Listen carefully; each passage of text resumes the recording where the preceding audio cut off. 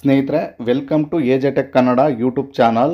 ಸ್ನೇಹಿತರೆ, ಈ ವಿಡಿಯೋದ ಮಾಹಿತಿ ಏನಂದರೆ, ಮೂರನೇ ಹಂತದ ಬರ ಪರಿಹಾರದ ಹಣ ಈಗಾಗಲೇ ತುಂಬ ಜನ ರೈತರ ಖಾತೆಗೆ ಜಮಾವಣೆಯಾಗಿದೆ. ನಿಮಗೂ ಕೂಡ ಮೆಸೇಜ್ ಕೂಡ ಬಂದಿರ್ಬೋದು. ಸರ್ಕಾರ ನಿನ್ನೆಯಿಂದ ರೈತರ ಖಾತೆಗೆ ಹಣ ಜಮಾವಣೆ ಮಾಡ್ತಾಯಿದೆ. ಸ್ನೇಹಿತರೆ, ಇದ್ರ ಬಗ್ಗೆ ನಾನು ಆಲ್ರೆಡಿ ಒಂದು ವಿಡಿಯೋನ ಮಾಡಿದ್ದೀನಿ.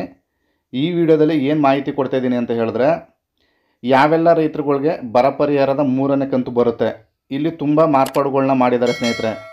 ಇಲ್ಲಿ ಸಣ್ಣ ಮತ್ತು ಅತಿ ಸಣ್ಣ ರೈತರುಗಳು ಅಂತ ವಿಂಗಡಣೆ ಮಾಡಿದ್ದಾರೆ. ಆ ರೈತರಿಗಷ್ಟೇ ಈ ಮೂರನೇ ಹಂತದ ಬರ ಪರಿಹಾರದ 3,000 ಹಣ ಜಮಾವಣೆ ಆಗುತ್ತೆ. ಯಾರೆಲ್ಲ ಸಣ್ಣ ಮತ್ತು ಅತಿ ಸಣ್ಣ ರೈತರ ವ್ಯಾಪ್ತಿಗೆ ಬರ್ತಾರೆ ಅಂತ ನಾವು ನೋಡೋದಾದರೆ, ಯಾರೆಲ್ಲ 5 ಎಕರೆಗಿಂತ ಕಡಿಮೆ ಜಮೀನು ಒಣಭೂಮಿಯನ್ನು ಹೊಂದಿರ್ತಾರೋ ಆ ರೈತರೆಲ್ಲ ಸಣ್ಣ ಅತಿ ಸಣ್ಣ ರೈತರ ವ್ಯಾಪ್ತಿಗೆ ಬರ್ತಾರೆ. ಸ್ನೇಹಿತರೆ, ನಿಮ್ಮದೇನಾದರೂ 5 ಎಕರೆಗಿಂತ ಹೆಚ್ಚಾಗಿದ್ದರೆ ನಿಮಗೆ ಮೊದಲನೇ ಮತ್ತು ಎರಡನೇ ಹಂತದ ಬರ ಪರಿಹಾರ ಬಂದರೂ ಕೂಡ ಈ ಮೂರನೇ ಹಂತದ ಬರ ಪರಿಹಾರದ ಹಣ ಬರೋದು ಡೌಟು ಸ್ನೇಹಿತರೆ. ಯಾಕಂದರೆ ಸರ್ಕಾರ ಈಗಾಗಲೇ 18 ಲಕ್ಷ ರೈತರಿಗೆ ಅಂತ ಹೇಳಿ ಹಣನ ಎತ್ತಿಟ್ಟಿದೆ.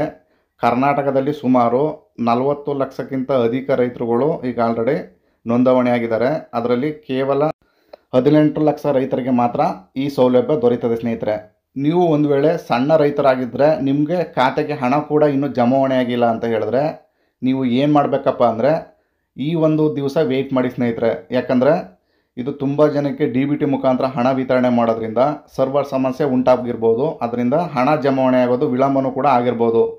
ನಾನು ಹೇಳ್ತಕ್ಕಂಥ ಅಂದರೆ 5 ಎಕರೆಗಿಂತ ಯಾರೆಲ್ಲ ಜಮೀನು ಹೊಂದಿರ್ತೀರಿ ಅವ್ರಿಗೆ ಪಕ್ಕ ಈ 3,000 ಅಮೌಂಟು ಕ್ರೆಡಿಟ್ ಆಗುತ್ತೆ ಸ್ನೇಹಿತರೆ.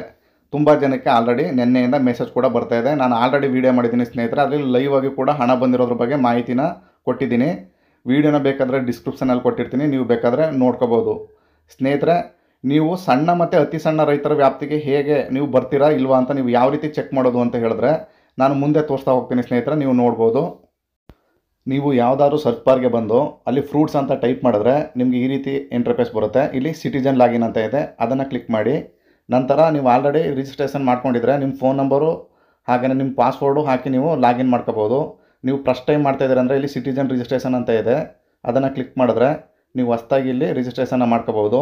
ಆಧಾರ್ನಲ್ಲಿರುವಂಥ ಹೆಸರು ಹಾಗೆಯೇ ಇಲ್ಲಿ ನಿಮ್ಮ ಆಧಾರ್ ಸಂಖ್ಯೆನ ಹಾಕಿ ಇಲ್ಲಿ ಕೆಳಗಡೆ ಕನ್ಸಲ್ಟ್ ಬಾಕ್ಸ್ನ ಕ್ಲಿಕ್ ಮಾಡಿ ಸಲ್ಲಿಸಿ ಅಂತ ಸಬ್ಮಿಟ್ ಮಾಡಿದ್ರೆ ನಿಮ್ಮ ಆಧಾರ್ ರಿಜಿಸ್ಟರ್ಡ್ ಮೊಬೈಲ್ಗೆ ಒಂದು OTP ಬರುತ್ತೆ. ಆ OTPನ ಹಾಕಿ ನೀವು ಒಂದು ಪಾಸ್ವರ್ಡ್ನ ಕ್ರಿಯೇಟ್ ಮಾಡ್ಕೋಬೇಕಾಗತ್ತೆ.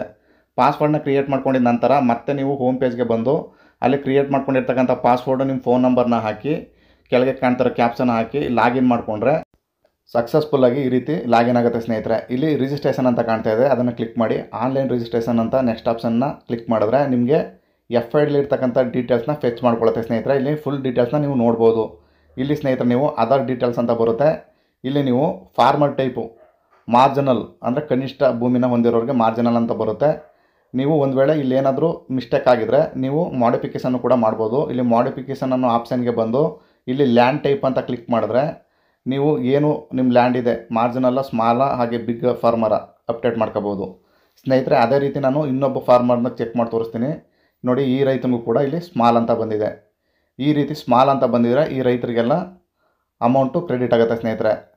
ನಿಮ್ಮದು ಒಂದು ವೇಳೆ ನಿಮ್ಮದೇನಾದರೂ ಈ ಥರ ಸ್ಮಾಲು ಮತ್ತು ಮಾರ್ಜಿನಲ್ ಅಂತ ಬಂದಿಲ್ಲ ಅಂತ ಹೇಳಿದ್ರೆ ನೀವೇನು ಮಾಡಬೇಕಪ್ಪ ಅಂದರೆ, ನಿಮ್ಮ ಜಮೀನು ಎಷ್ಟಿದೆ ಅಂತ ಫಸ್ಟು ಚೆಕ್ ಮಾಡ್ಕೊಳ್ಳಿ. ತದನಂತರ ನಿಮ್ಮ ಹತ್ತಿರದ ಕೃಷಿ ಇಲಾಖೆಗೆ ಹೋಗಿ ನೀವು ಅಲ್ಲಿ ಅಪ್ಡೇಟ್ನ ಮಾಡಿಸ್ಬೇಕಾಗತ್ತೆ ಸ್ನೇಹಿತರೆ. ನಾನು ಕೆಲವೊಂದು ರೈತರಿಗೆ ಅಮೌಂಟ್ ಬಂದಿರೋದ್ರ ಬಗ್ಗೆ ಲೈವಾಗೂ ಕೂಡ ತೋರಿಸ್ತೀನಿ, ನೀವು ನೋಡ್ಬೋದು.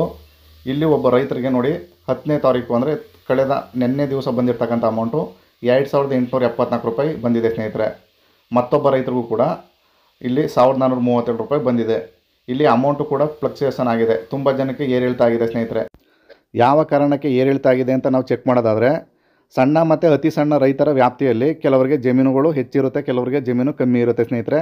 ಆ ಆಧಾರದ ಮೇಲೆ ಅವರು ಅಮೌಂಟ್ನ ಕ್ರೆಡಿಟ್ ಮಾಡಿರ್ತಾರೆ. ಇಲ್ಲಿ ಸುಮಾರು 1,437 ರೂಪಾಯಿಯಿಂದ 3,400 ರೂಪಾಯಿ ತನಕ ಅಮೌಂಟ್ನ ಕ್ರೆಡಿಟ್ ಮಾಡಿದ್ದಾರೆ. ನಿಮಗೆ ಯಾರಿಗೆಲ್ಲ ಅಮೌಂಟ್ ಬಂದಿದೆ ಹಾಗೆ ಯಾರಿಗೆಲ್ಲ ಅಮೌಂಟ್ ಬಂದಿಲ್ಲ ಪ್ರತಿಯೊಬ್ಬರು ಕೂಡ ಕಮೆಂಟ್ ಸೆಕ್ಷನಲ್ಲಿ ಕಮೆಂಟ್ ಮಾಡಿ.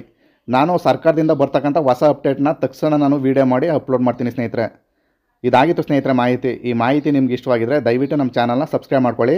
AJ tech Kannada YouTube channel ಅಂತ. ಇಲ್ಲಿ ತನಕ ವೀಡಿಯೋ ನೋಡೋದಕ್ಕೆ ಎಲ್ಲರಿಗೂ ಧನ್ಯವಾದ.